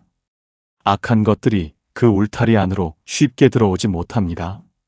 그리고 하루를 마칠 때 오늘 하루 지켜주신 하나님께 감사하십시오. 그 감사가 내일을 향한 믿음이 됩니다. 악에서 구함을 받은 삶이 어떤 것인지 구체적으로 달라지는 것들이 있습니다. 두려움이 자리를 잃습니다. 반복되던 죄의 패턴이 힘을 잃기 시작합니다. 원인 모를 무거움이 걷히기 시작합니다. 이것은 즉각적으로 일어날 수도 있고 시간을 두고 서서히 일어날 수도 있습니다. 그러나 하나님이 일하고 계신다는 것, 그 방향은 분명합니다. 빛은 어둠을 이깁니다. 하나님의 임재가 가까워질수록 악이 설 자리가 줄어듭니다. 이 기도를 혼자만 드리지 않아도 됩니다. 내가 사랑하는 가족을 위해서 악에서 구해달라고 함께 기도할 수 있습니다. 자녀를 위해, 배우자를 위해, 부모님을 위해 이 기도를 드리는 것이 가장 강력한 영적 보호입니다. 기도는 내가 없는 자리에서도 일합니다. 내 손이 닿지 않는 곳에 기도가 닿습니다. 이 기도를 입술로만 드리지 마십시오. 마음의 깊은 곳에서 하나님이 나의 방패이심을 믿으며 드리십시오. 오늘 나를 억누르는 것이 무엇인지 구체적으로 하나님 앞에 내놓으십시오. 질병이든 두려움이든 악한 생각이든 관계 안의 어둠이든 그것을 이름으로 불러서 하나님 앞에 내놓는 것이 기도입니다. 그 자리에서 하나님의 보혈이 역사합니다. 하나님의 보혈이 역사하는 그 자리에서 우리는 이제 이 기도의 마지막 고백 앞에 서게 됩니다. 나라와 권세와 영광이 아버지께 영원히 있사옵나이다. 아멘. 주기도문의 마지막 문장입니다. 이 마무리는 단순한 결어가 아닙니다. 기도 전체를 하나님께 올려드리는 신앙 고백이고 동시에 승리의 선포입니다. 처음에 하나님을 아버지로 부르며 시작한 기도가 마침내 그 아버지께 모든 것이 속해 있음을 고백하며 끝맺는 것입니다. 기도는 내가 시작해서 내가 끝내는 것이 아닙니다. 하나님 안에서 시작하고 하나님 안에서 완성됩니다. 나라와 권세와 영광, 이 세 가지가 함께 나옵니다. 나라는 통치를, 권세는 능력을, 영광은 존귀함을 뜻합니다. 이 모든 것이 아버지께 있다는 고백입니다. 이 땅에서 나라처럼 보이는 것들, 권세처럼 보이는 것들, 영광처럼 보이는 것들이 있습니다. 그러나 그것들은 모두 잠시입니다. 진정한 나라, 진정한 권세, 진정한 영광은 하나님께 속해 있습니다. 그리고 그것이 영원히 그분의 것입니다. 성도 여러분, 살면서 세상의 권세 앞에서 작아지셨던 때가 있으셨을 것입니다. 힘 있는 사람 앞에서 억울해도 말 한마디 못했던 날들, 큰 구조 앞에서 내가 너무 작다는 것을 느끼셨던 시간들이 있으셨을 것입니다. 세상이 공평하지 않다는 것을 몸으로 느끼셨던 분들이 계실 것입니다. 그런데 이 기도를 드릴 때 그 작아짐이 달라집니다.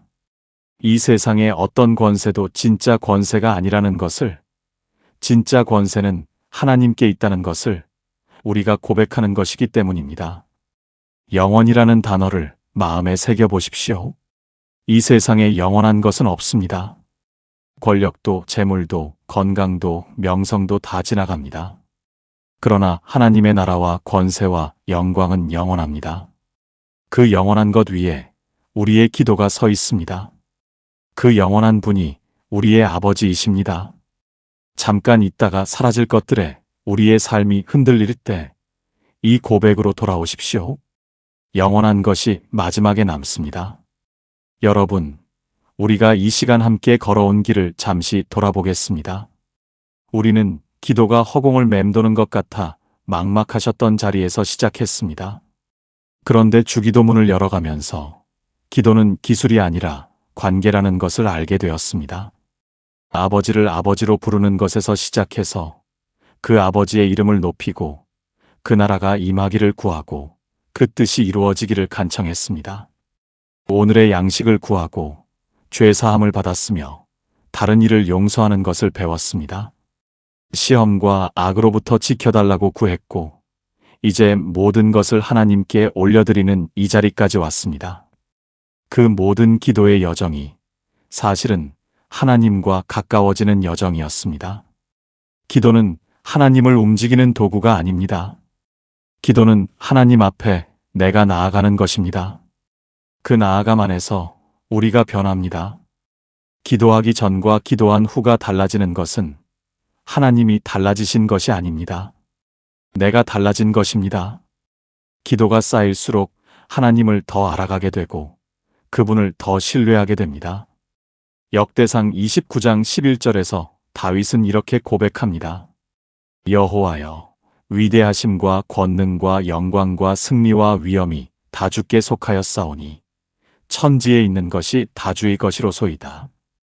이것이 주기도문의 마지막 고백과 같은 자리에서 나온 고백입니다.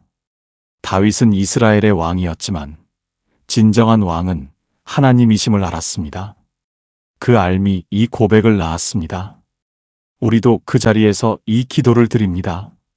내가 아무리 많은 것을 쌓아도, 내가 아무리 높은 자리에 올라도 진정한 나라와 권세와 영광은 하나님께 있다는 것입니다.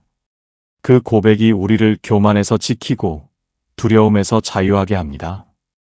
이 마지막 고백이 기도 안에 있다는 것이 매우 중요한 의미를 가집니다. 우리는 기도를 드릴 때 많은 것을 구합니다. 건강을 구하고, 가정의 평안을 구하고, 자녀의 미래를 구합니다. 그 모든 청원이 기도 안에 있습니다. 그런데 기도가 내가 원하는 것을 얻는 수단으로만 남으면 기도가 응답되지 않을 때 하나님에 대한 실망이 쌓입니다. 이 마지막 고백이 그 균형을 잡아줍니다. 나라와 권세와 영광이 아버지께 있다는 것은 기도의 결과가 하나님의 손안에 있다는 신뢰의 고백이기 때문입니다. 내가 원한 것이 이루어지지 않아도 하나님이 더 나은 것을 하고 계신다는 믿음입니다. 이 기도의 마지막에 아멘이 있습니다. 아멘은 히브리어로 진실로, 그렇습니다. 그렇게 이루어지이다라는 뜻입니다. 내가 드린 기도가 하나님께 가닿았고 하나님이 들으셨으며 그것이 이루어질 것이라는 신뢰의 도장입니다. 기도를 마치면서 아멘이라고 할 때 그것은 형식이 아닙니다. 하나님을 믿는다는 최후의 고백입니다. 아멘이라는 고백이 어떤 마음에서 나오는지 조금 더 생각해 보겠습니다. 확신이 없는 기도 뒤에는 아멘이 가볍습니다. 그냥 형식처럼 따라붙는 마침표입니다.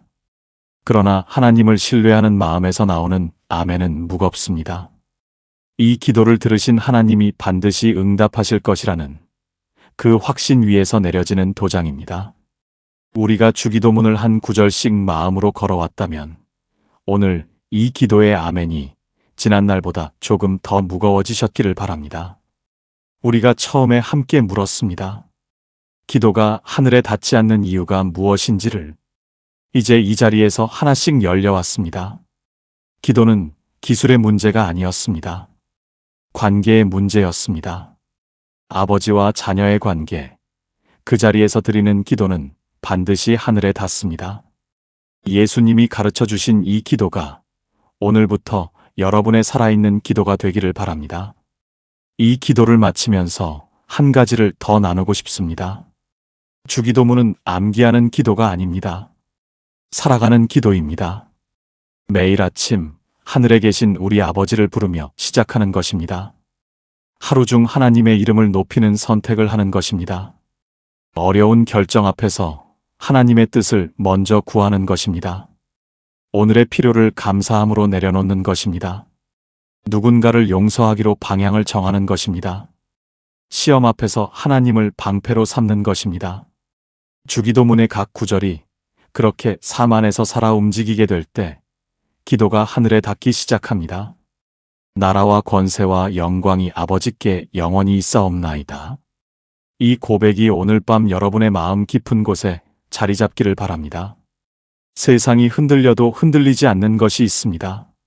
하나님의 나라는 무너지지 않습니다. 그분의 권세는 약해지지 않습니다. 그분의 영광은 빛을 잃지 않습니다. 그 영원한 것 위에 우리의 기도가 서 있습니다. 그 기도가 오늘도 하늘에 닿습니다. 우리가 이 묵상을 함께 걸어오면서 여러분의 기도가 조금이라도 달라졌기를 바랍니다. 기도를 드릴 때 아버지라는 말이 더 따뜻하게 느껴지셨다면 하나님의 뜻 앞에서 조금 더 내려놓을 수 있게 되셨다면, 오랫동안 마음에 묶여있던 것이 조금씩 풀리는 경험을 하고 계신다면, 그것이 하나님이 이 시간을 통해 하신 일입니다. 기도가 습관이 될 때 삶이 달라집니다. 하루 한 번 주기도문을 천천히 읽어보십시오. 외우는 것이 아니라 한 구절씩 마음으로 걸어가는 것입니다. 그 5분이 하루를 다른 방향으로 세웁니다. 그 기도가 쌓여서 1년이 되면 그 사람의 신앙이 달라집니다.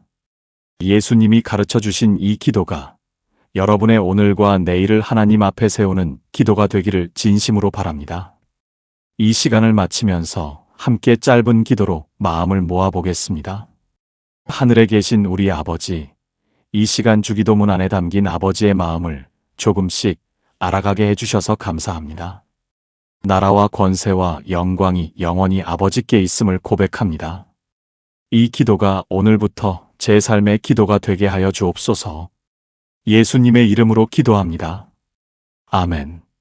성도 여러분, 이 묵상이 은혜가 되셨다면 구독과 좋아요로 함께 해주십시오.